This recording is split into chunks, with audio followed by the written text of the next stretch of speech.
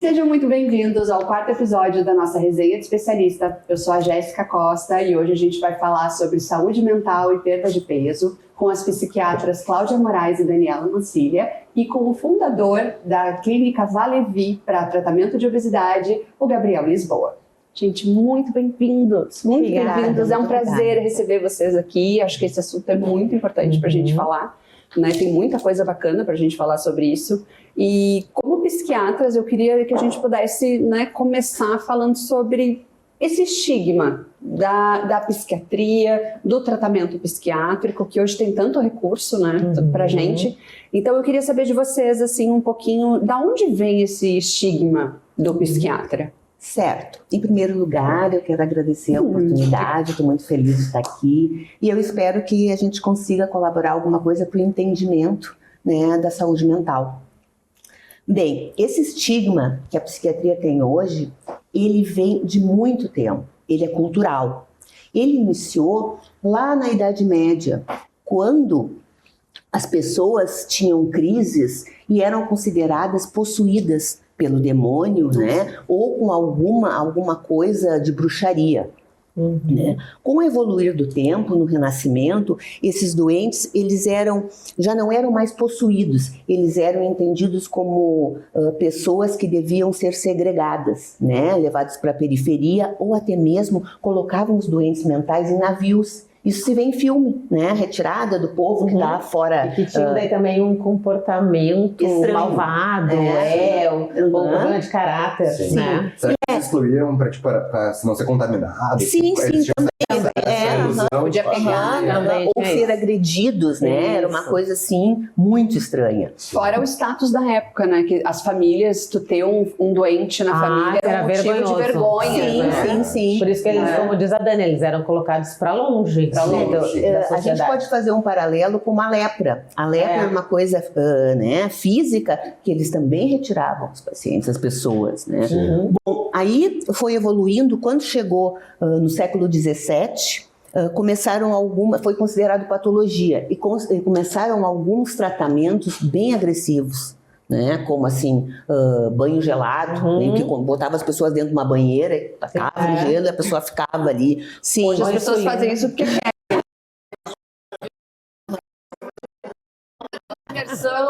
Isso mais ou menos também, né? Em 1930, insulinoterapia, choques, né, que induziam. Era uma tentativa de tratamento, né? Tratamento biológico, assim. Eram pesquisas e uma tentativa de tratamento. Por exemplo, insulinoterapia induzia um coma, para ver se o coma saía. Isso. Computador, assim, mais ou menos isso. E até de baixar a agressividade, né? Quando a pessoa entrava em coma, coitada. A lobotomia também é mais ou menos. A lobotomia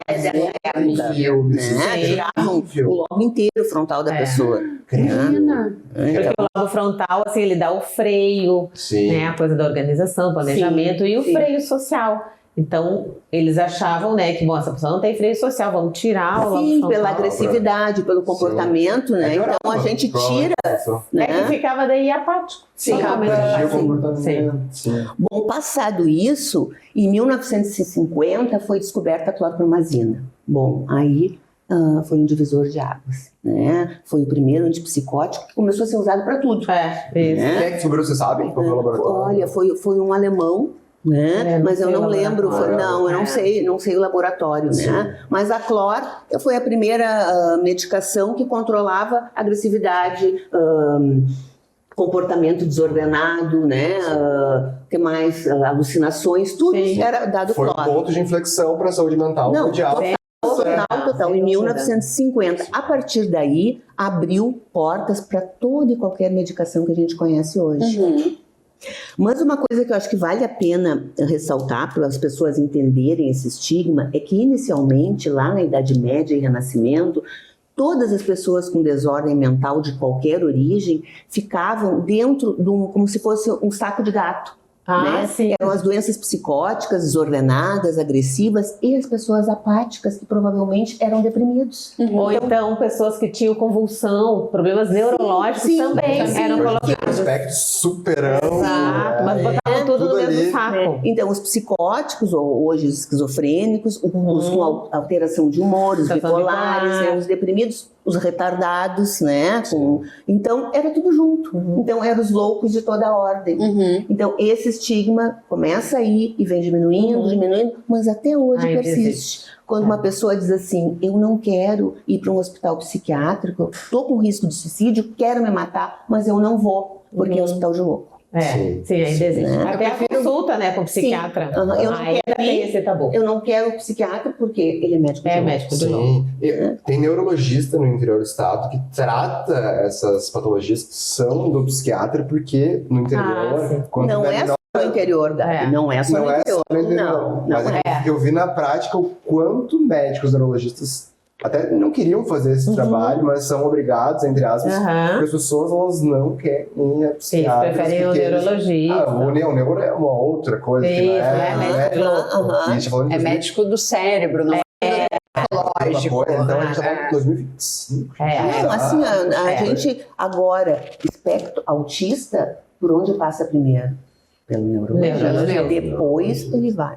Sim, até para confirmar diagnóstico. Ou o psiquiatra também psiquiatra confirma. pode também dar esse diagnóstico. Ou para um tratamento qualquer médico mais... que se sinta capacitado e que tenha feito, né, capacitação, pode fazer diagnóstico. Mas a gente... Claro que um gastro não vai... Pode bastante. Exato, não é área dele, ele não está especializado naquilo, mas...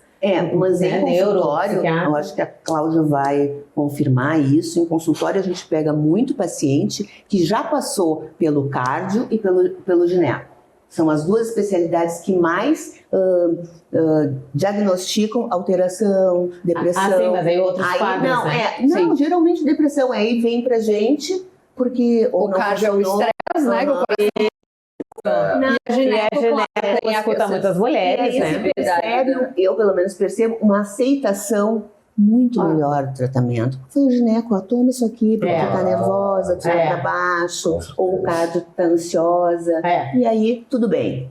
É verdade. E em termos assim, como pessoas leigas, quais são os sintomas, quais são as características que fazem você pensar, de repente...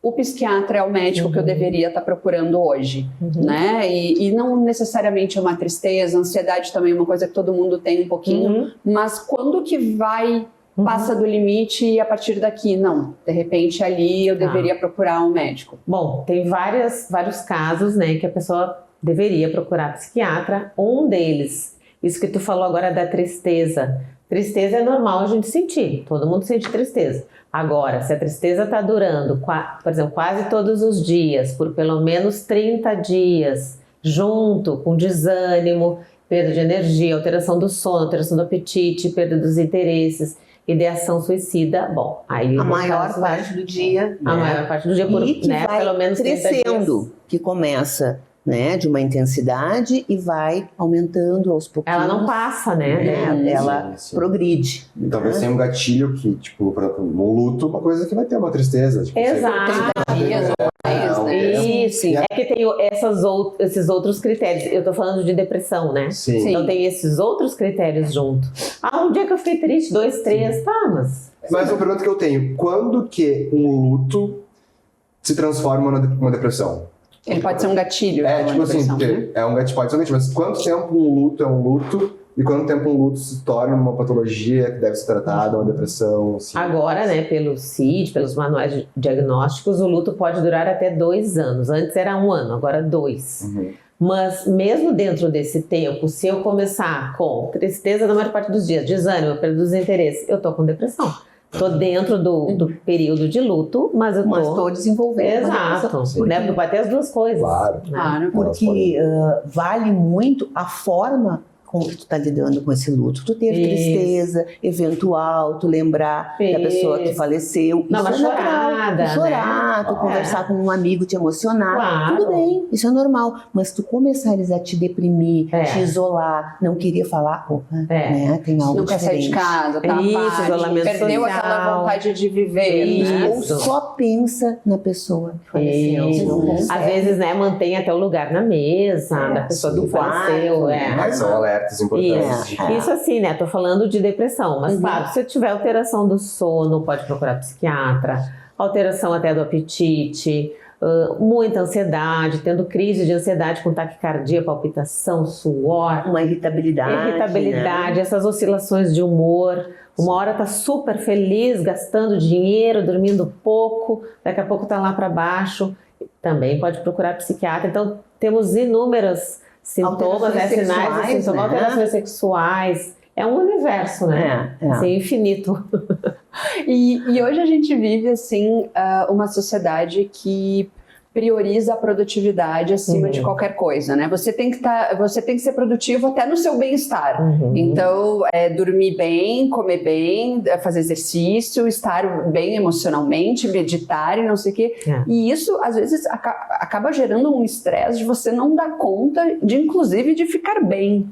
Então, eu queria saber de vocês, assim, o que vocês acham dessa questão desse estresse e desse esgotamento na sociedade que a gente vive hoje, até por esse excesso de informação que a gente recebe o tempo inteiro disso daqui, né? Então, por que caminhos a gente vai ali?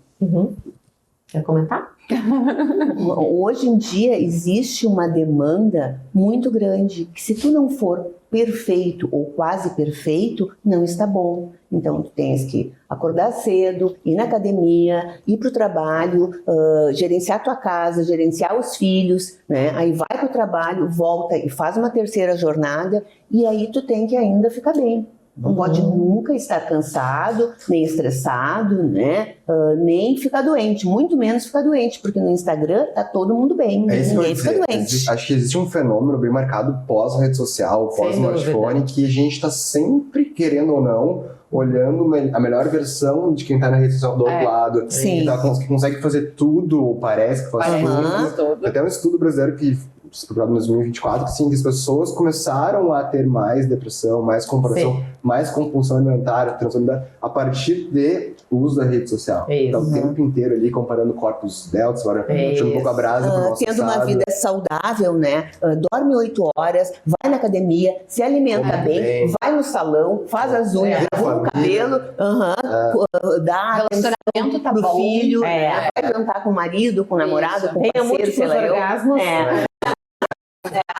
A pessoa tá do lado de casa, pô, se sente um inútil, né? Hoje eu não consegui comer salada, eu comecei a comer doce, hoje eu pisei na jaca. Hoje eu tava estressada, comi um docinho, falhei miseravelmente, é isso. E aí fica aquela, eu gosto do termo positividade tóxica, né? Que é essa coisa assim de... Isso tudo que a Dani falou, né? Tem que acordar cedo, vai no crossfit, aí depois faz não sei o que, e come whey. E tem bom humor. Meu Deus do céu. E o massacre maior é em cima das mulheres, né? Porque tem... as mulheres precisam ficar bonitas, lindas, maravilhosas, inteligentes, gostosas. É muito massacre. Fora a questão das tarefas domésticas, que ainda não é dividido igualitariamente. Então, assim, em cima das mulheres... Né? E profissionalmente tem que ser bem sucedida, além de tudo. É uma cobrança. E sabe, agora eu trouxe um estudo que eu vi na minha pós de neurociência que eu fiz, que é um estudo feito nas Ilhas Fiji. Olha que legal, vocês vão adorar, caso não conheçam, feito pela Anne Becker, que é um estudo que antes, nas Ilhas Fiji, não teve televisão até 95. Então, todo mundo que vivia lá vivia a sua realidade, e os corpos esbeltos das mulheres e dos homens eram um corpo mais musculoso, mais robusto. Eles fizeram uma pesquisa antes da televisão, e aí depois de 3 anos, gente, as mulheres desenvolveram muitos transtornos alimentares, dietas restritivas, para se adequarem àqueles corpos esbeltos. Isso só aconteceu com as mulheres. Não tivemos relatos de que homens tiveram esses problemas. Então a gente já tá, ela tá assim, e gente, 95, já 2025 e pouca coisa mudou. Assim. Né? Na nossa clínica a gente tem muitos pacientes e 95% são mulheres. Mulheres. E os homens quem nos busca mais também. E os homens, que a gente tem falando de homens que têm uma obesidade muito importante, que é uma questão de saúde mais do que estética. Não que não tenha estética, mas saúde, mais mulheres, a gente tem, sim, procura o tempo inteiro. Sim, o cara ele vai buscar um tratamento de obesidade quando o médico falou pra ele, olha aqui, alterações. esteatose hepática. Hipertensão diabética. diabetes, tu tá morrendo, cara, se tu não te cuidar. Daí ele vai lá e aí ele faz assim, ó, em 1 ano, a testosterona vai lá e faz o trabalho. A mulher não, ela tá desde que ela nasceu, quase, tentando se manter naquele padrão. Porque a prevalência de obesidade é meio igual para homens e mulheres, né? Mas quem busca mais por se sentir mais pressionada são as mulheres. Desculpa. Não, às vezes assim, a gente tem casos de pacientes mulheres que tiveram uma perda de peso super relevante, 30 quilos, assim, que mudaram a vida em termos de saúde e esteticamente. E é nessa fase de desmame da medicação, ganhou 1 quilo, 2, perdeu 30, e aí se sentem mal. Isso mesmo. Cara, é normal tu ganhar 1, 2, 3 quilos. É 10% do que tu perdeu. Olha só a vitória que tu conquistou aqui nesse... Não, elas são viúvas do peso mínimo que tiverem. Que buscam assim, porque tem essa cobrança. Perfeito. E dentro desse pensamento, o normal, é normal tu ter um ganho de peso, é assim a vida oscila, né? As pacientes chegam no consultório, ai doutora, agora eu não tô me sentindo bem, eu tô desanimada, eu não tô conseguindo ir na academia, eu tô comendo muito doce. Gente, tá tudo bem, tá tudo bem, acontece isso, a gente consegue dar conta de muita coisa, daqui a pouco a gente não consegue, porque a vida é assim, né? Então não dá pra ter um padrão que tudo vai sempre bem, né? E às vezes até elas estão só com sobrepeso, sabe? Não estão ainda com a obesidade. Então assim, a gente pode fazer, né, medidas até comportamentais para ajudar. Né? Sabe uma coisa que a gente vê na nossa clínica, que eu acho que vocês passam por isso, é o sintoma da ansiedade. A pressa de ter resultados muito rápidos. Eu acho que deve ter bem isso na psiquiatria, assim, de sair logo da depressão, de se sentir bem. Ou também as pessoas querem, elas estão com obesidade há 20 anos. E aí querem perder 30 quilos em um mês. Né? E essa ansiedade vai consumindo o processo. É lento. Cortisol. Né? Vocês passam por isso também na prática clínica? Esse sintoma ansiogênico atrapalha a evolução dos quadros clínicos. E uma coisa que a gente fala é isso, né? A obesidade é uma doença, primeiro, né? E não é um problema de caráter, nem de comportamento, nem a pessoa é preguiçosa, não tem nada a ver com isso. Isso é um mito. Assim, não tem força de vontade. Isso é um absurdo. Não é só fechar a boca. E o problema é que tem até profissionais da saúde que falam essas coisas para os pacientes, né? Então, uma doença crônica, ela precisa de tempo, de acompanhamento por uma vida toda.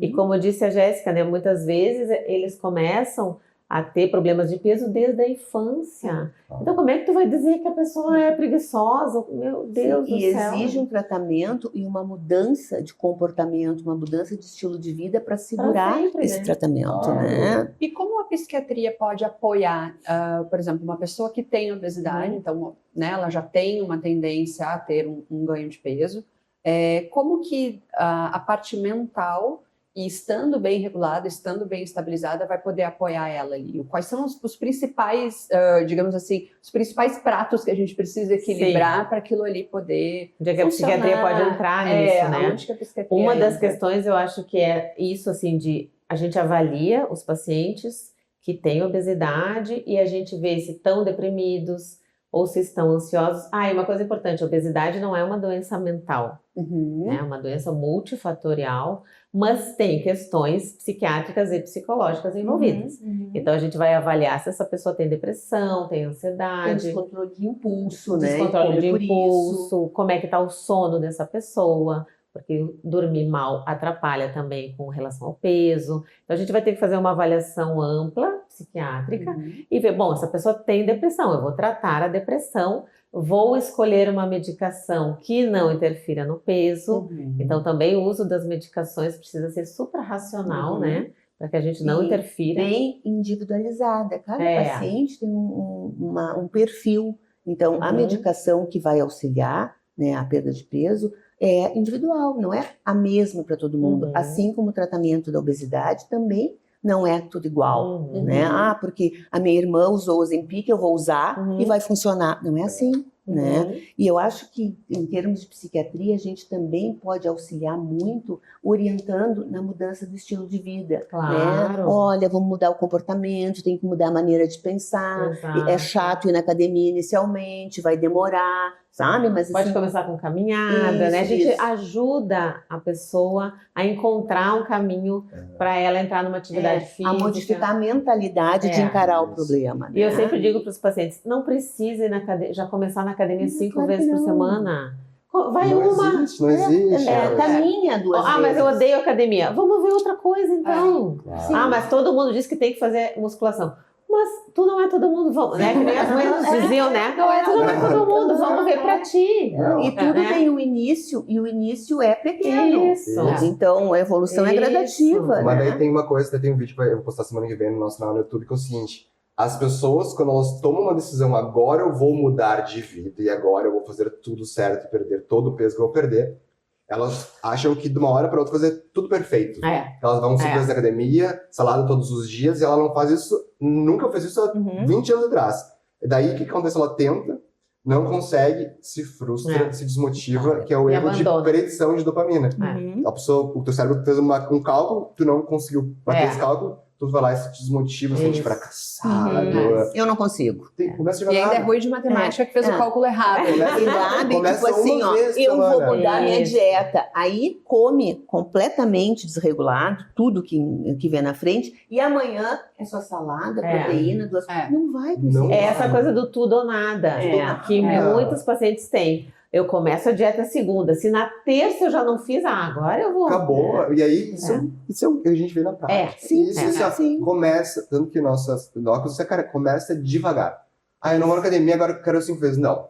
Vamos botar uma vez. Mas uma é pouco. Não, uma é ótimo pra quem não faz nada. É 100% mais. É 100% pra quem não fazia nada. O ótimo é inimigo do bom, né? Então vamos começar pelo bonzinho. Ficamos 2 meses no uma, agora a gente vai 2, não 5. Não, mas 2, não, mas vai demorar. Vai demorar, mas é isso aí. Mas vai perdurar. Vai perdurar. Isso que tu falou, né, Gabi? O processo.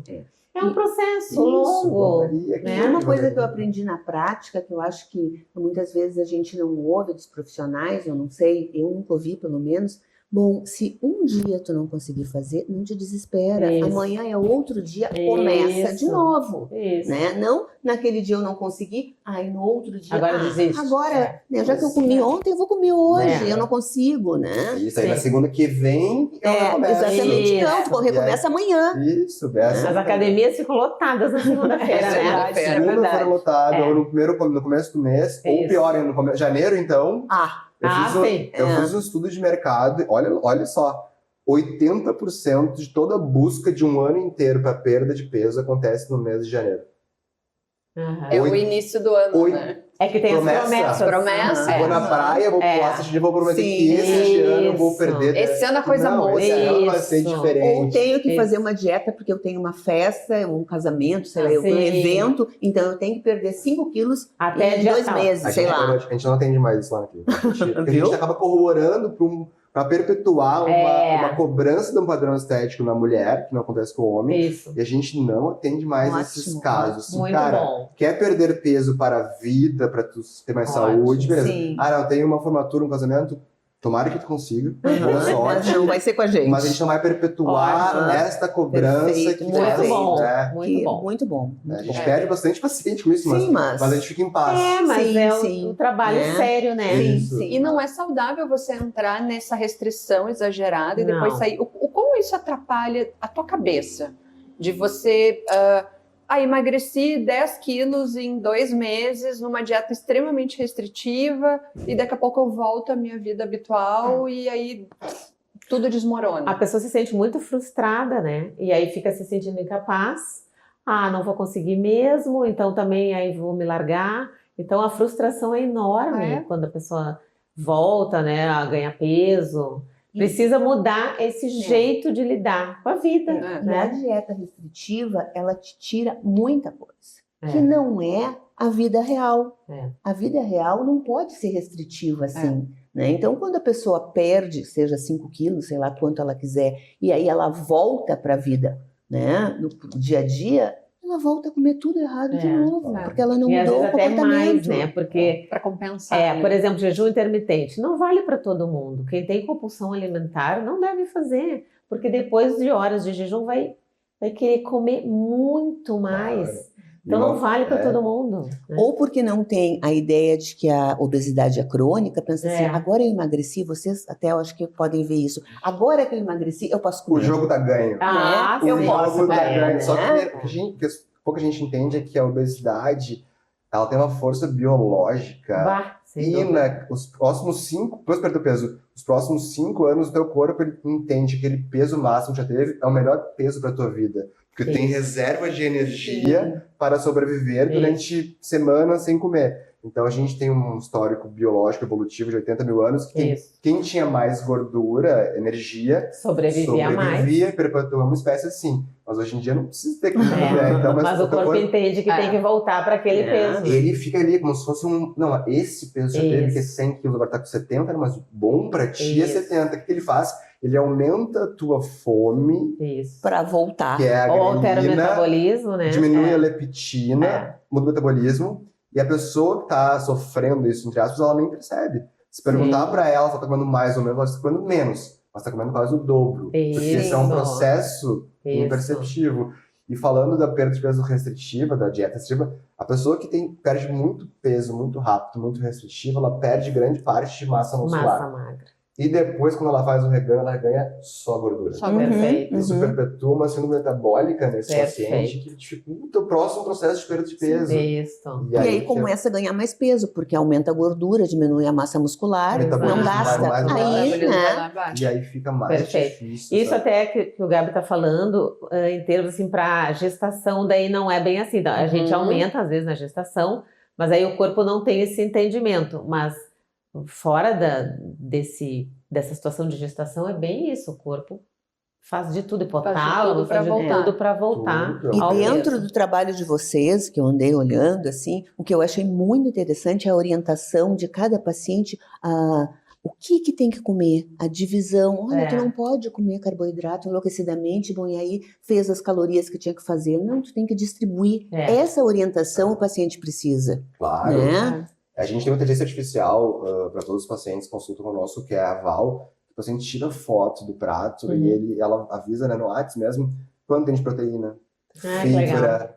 Porque o paciente não nasceu sabendo isso. Não é conhecimento disponível para todos. E se ele tiver que comer só uma coisa no prato, que seja proteína para preservar a massa muscular durante a perda de peso. E sem essa instrução, ele faz o oposto. Como carboidrato, que é mais fácil de digerir, é mais palatável, e aí a chance de perder a massa muscular. E acha que tá fazendo dieta, porque tá comendo X calorias. Ou não come nada de fibra, que é super importante, microbiota, que cada vez sabe mais disso.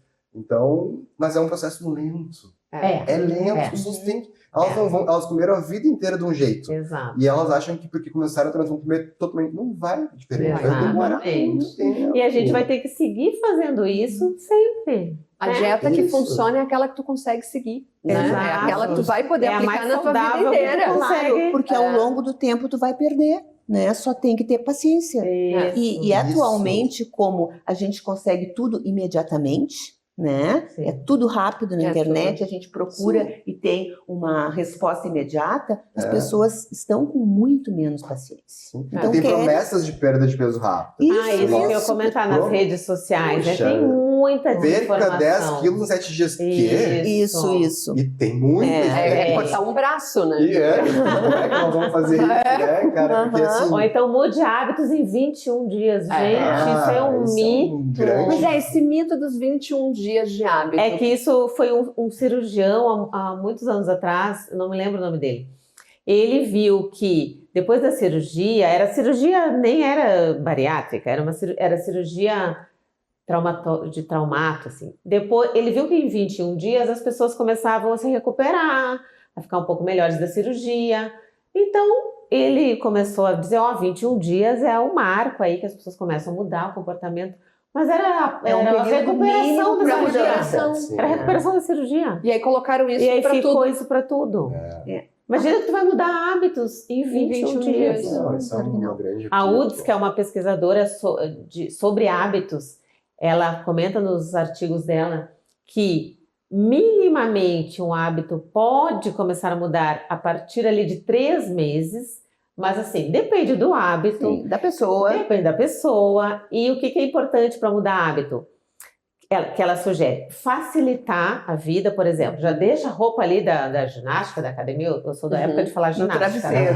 Deixa no travesseiro. Já deixa ali por da época que vai cima. malhar, vai treinar. Com certeza. Então já deixa por cima para facilitar, já está na visão.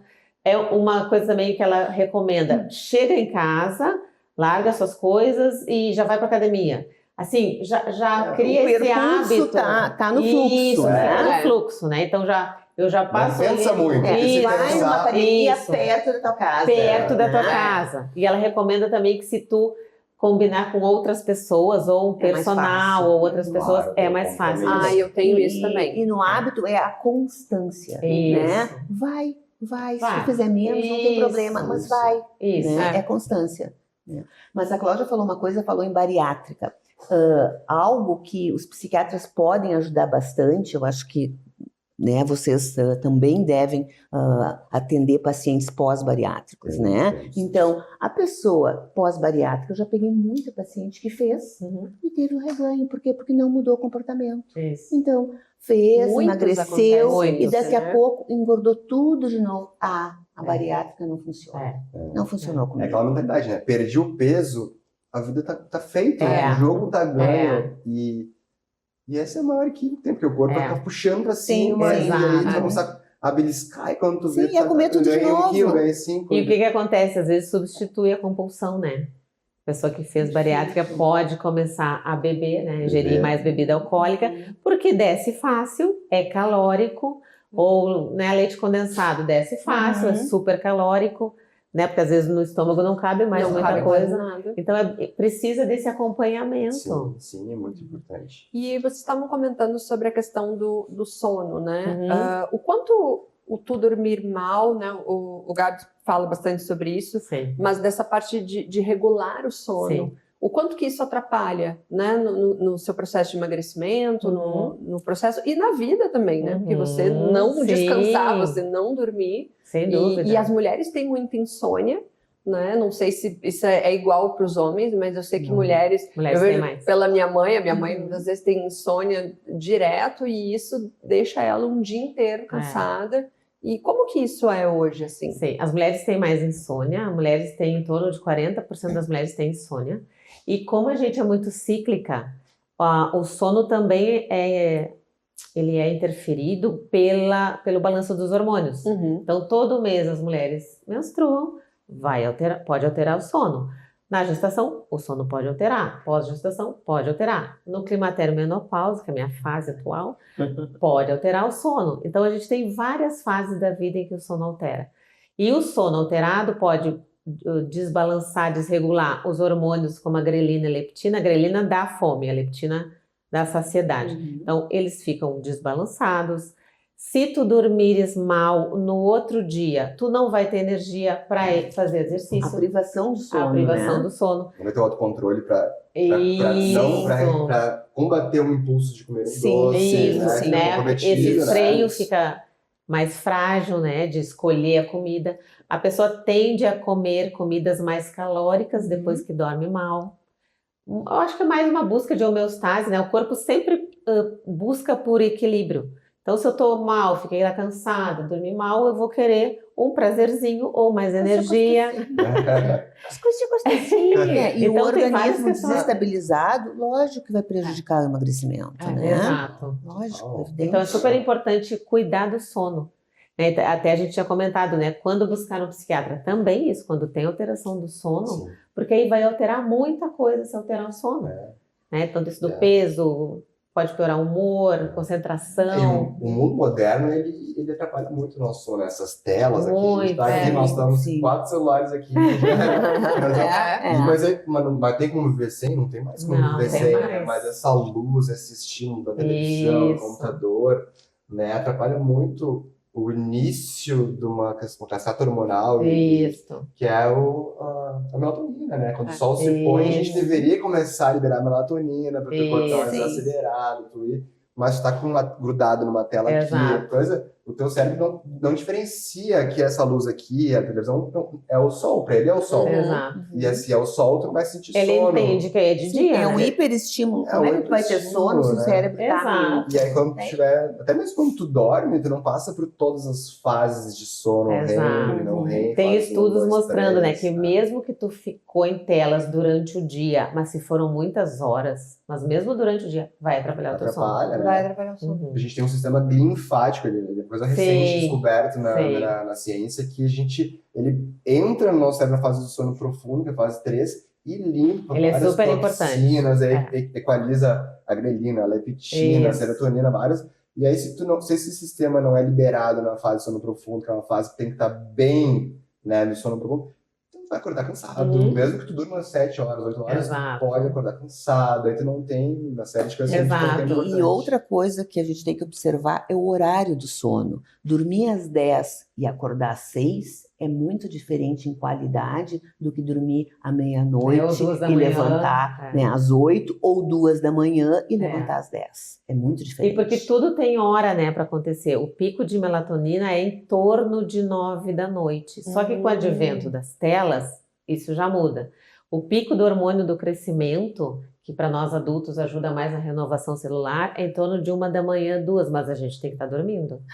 Né? Então, se a gente não está dormindo, atrapalha Sim. o A renovação hormônio celular. do crescimento. O cortisol, ele dá um pico em torno de 6, 7 da manhã.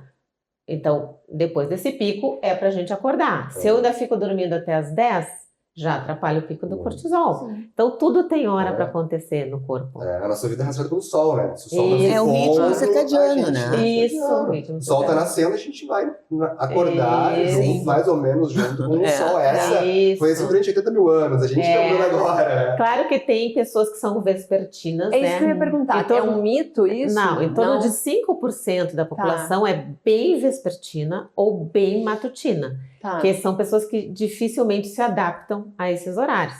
Então, os vespertinos vão dormir mais tarde e acordar mais tarde, e aí a concentração vai ter o pico. Tem mais facilidade, né? De manhã ou ao entardecer. Mas 5%, o resto de nós, a maioria, né, dessas pessoas se adapta. Então, mais ou menos, tu pode achar que tu é um vespertino, mas tu só tá com sono desregulado.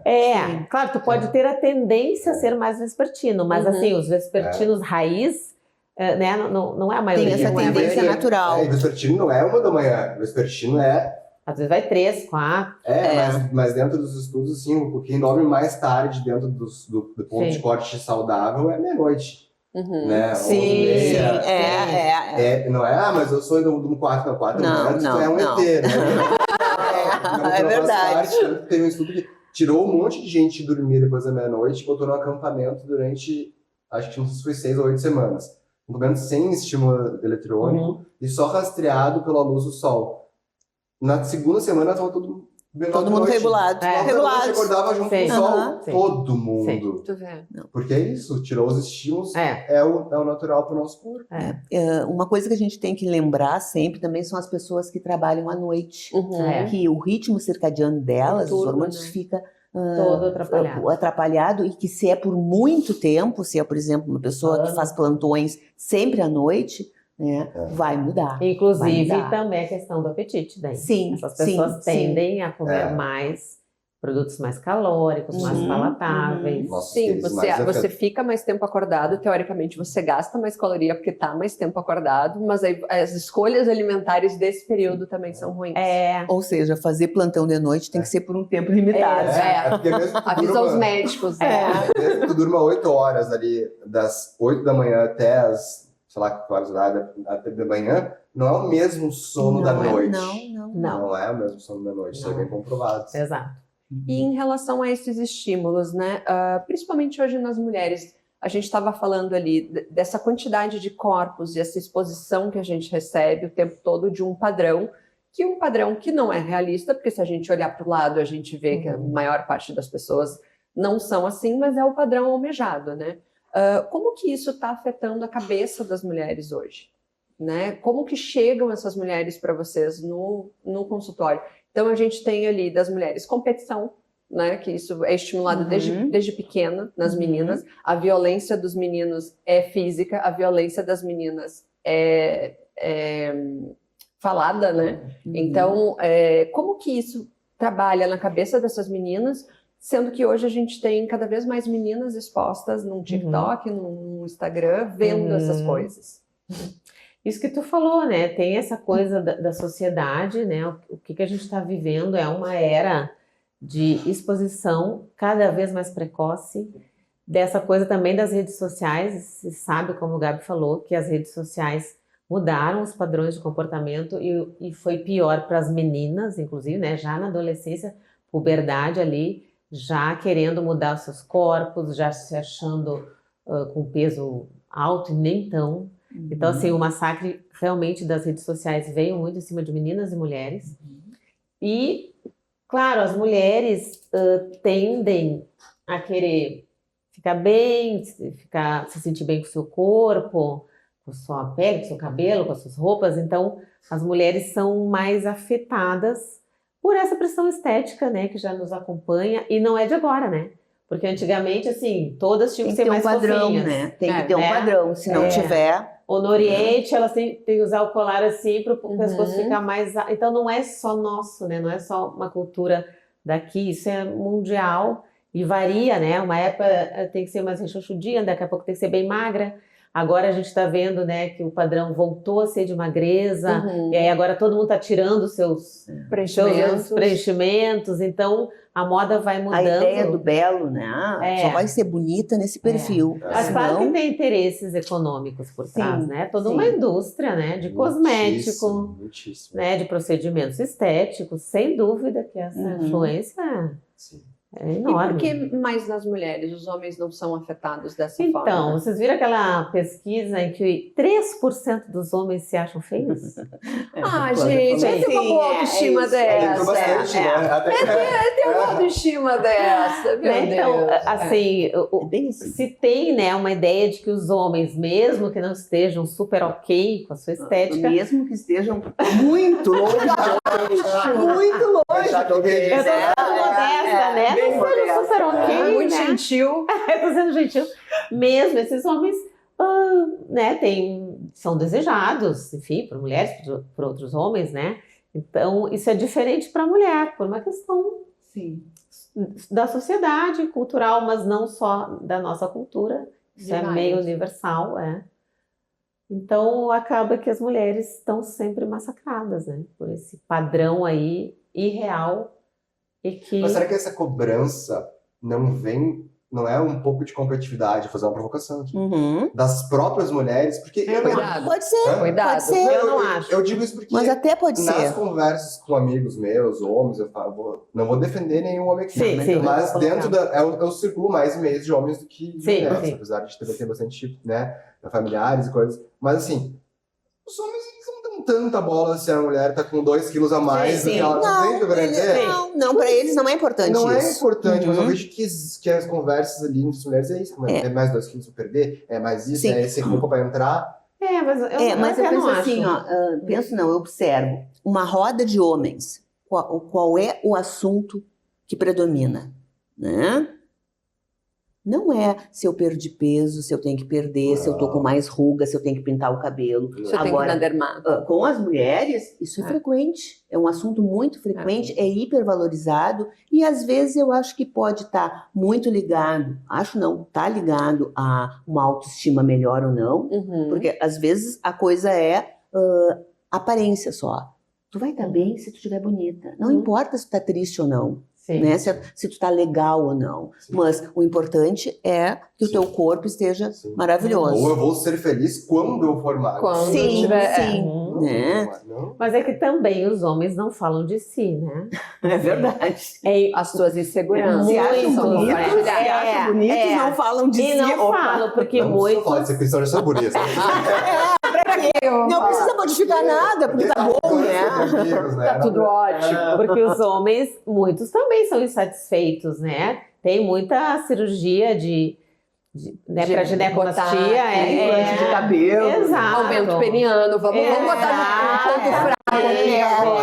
Muito bem, muita busca de ácido hialurônico para aumento peniano. Então, assim, não é que eles não dão bola para isso, não é. É que os valores são eles não outros, falam sobre né? isso. Os valores, o foco é outro. Porque eles querem mostrar que eu jogo bola, eu faço isso, eu faço aquilo, eu tô bem, eu investi, Eu tenho dinheiro, sou bem-sucedido e o meu tá do tamanho adequado. Exatamente. Mas eu quero dizer que eu não vejo os homens fazendo um julgamento de valor das mulheres com base nessas características, nesses detalhes. Tá com 3, 4 quilos a mais. Então tá com celulite. Bom, qual é a mulher que não tem celulite? Que nenhum homem. Não existe uma valorização do homem. Isso. Não existe uma valorização do homem com relação a isso, mas a mulher valoriza. Né? Ai, olha só, mas tem uma 3 quilos questão a mais. também dos solteiros, né? Que a gente tá falando aqui do casal ali, que a esposa engordou 2, 3 quilinhos, tá ok. Mas se o cara tá no mercado, ele olha a menina de 20 anos, tá com um corpinho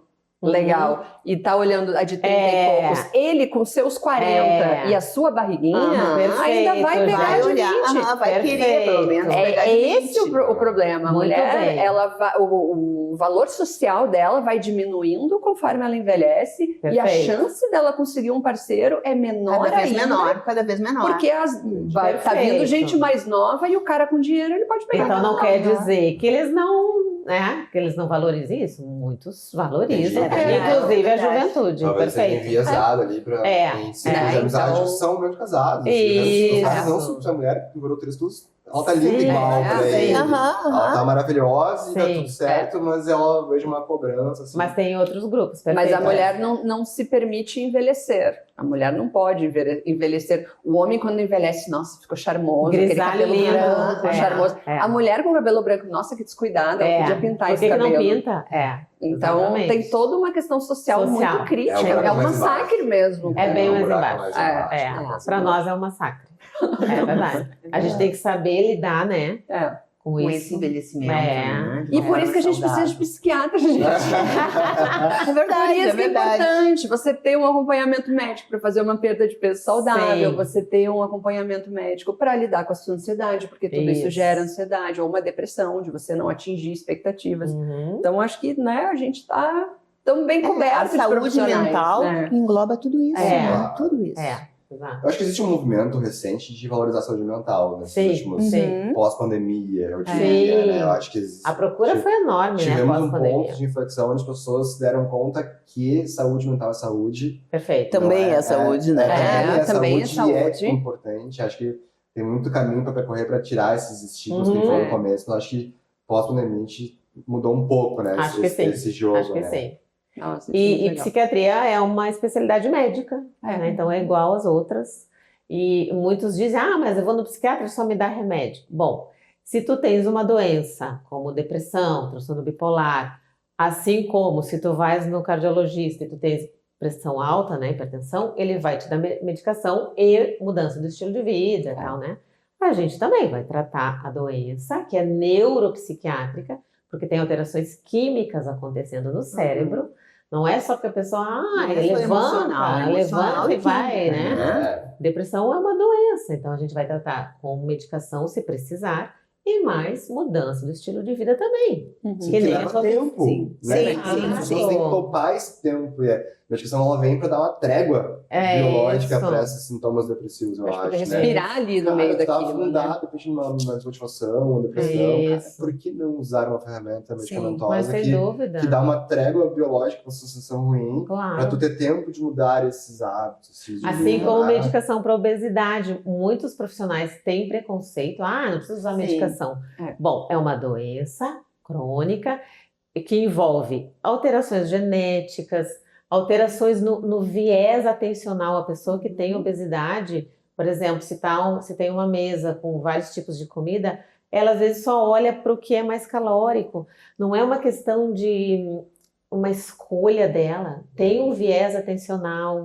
Essa pessoa também tem essa desregulação hormonal. Né? Grelina, leptina. Desenvolve várias comorbidades que também favorecem que tu mantenhas o peso, né? Muito ou que tu acima. busque, né, por acionar o sistema de recompensa no cérebro, que é movido por dopamina, por prazer.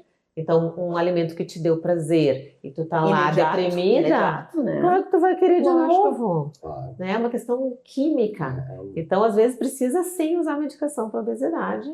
E, além disso, É uma também mudar o terapia estilo de biológica. E vida. que bom que tem, né? Que bom que olha, tem. vou te dar aqui, tu vai dar uma pausa, porque tem muito food noise hoje em dia, né? Sim. Que é o que eu acabou dizendo, muito ruído alimentar, assim, pacientes que pensam o tempo inteiro na comida, estão na entrada já pensam qual é a sobremesa, tipo Isso. assim, ou estão almoçando já pensam na janta, esse food noise que fica, cara, Isso. tem medicações muito boas que elas silenciam, sabe? É. E a pessoa, nossa, existe uma vida diferente Sim. dessa, e agora eu consigo avaliar algumas coisas, consigo refletir, consigo me questionar e aí mudar hábito. Mas enquanto aquele barulho é altíssimo no food noise, pô, é difícil. É difícil. E na ansiedade é a mesma coisa, né? Essas vozes, essa cobrança que fica na tua cabeça e tu poder usar um medicamento para silenciar aquilo.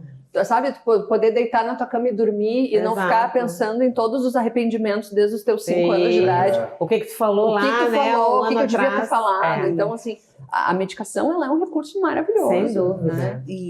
Eu acho maravilhoso essa soma, né, que a psiquiatria faz com a endocrinologia, né, o trabalho concomitante, porque tem tudo a ver. Antigamente, eu não sei se acho que a Cláudia deve ter ouvido, não, a psiquiatria parecia ser fora do corpo. Aí disse, tu é médico? Eu sou. Mas tu é psiquiatra, né? Parecia que não era médico, né? Entendi. Então, não, a gente é médico, sim, a gente teve a mesma formação que os outros médicos e a gente pode agir junto, pode atuar junto com outra especialidade. Inclusive, é muito benéfico, né? Eu, por exemplo, eu tenho um aparelho de pressão no consultório, meço a pressão dos pacientes, né? Às vezes tem uma situação que eu quero ver como é que tá a pressão, muitas vezes está alta e eles acham que não tem problema com a pressão. Então, assim, a gente, né, a psiquiatria é uma especialidade médica como outra qualquer. Então, nos buscam as pessoas que aparentemente têm questões no comportamento, porque é onde aparece questões de alteração neuroquímica. É no comportamento, né? Sim. É no sono que muda, é na agressividade, é no humor mais para baixo.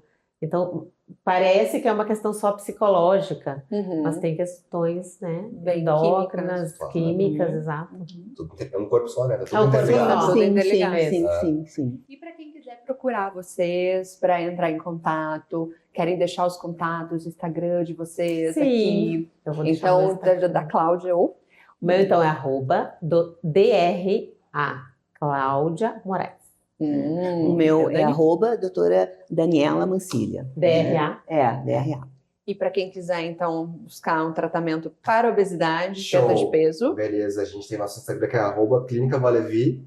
O meu Instagram é @gabriel.lisboa. E o da Lisa, vou fazer já o da Lisa. Já falou da Lisa. Endócrino Lisa Lisboa. Eu quero um canal para tiver de vai deixar nossos links ali para ver mais suas consultas. Vai ser um grande prazer estar contigo nessa. Ai, que ótimo. Gente, foi um prazer receber pra vocês nós também. aqui. A gente ficou muito feliz de ter essa troca. Acho que realmente a gente falar de saúde mental é muito importante. Sim. Principalmente na sociedade que a gente vive hoje. É Muito obrigada. A gente que Nós agradece, agradecemos, né? Obrigada pelo convite de vocês. Muito obrigada. Gente, então esse vídeo está disponível no YouTube. Assistam. Até a próxima.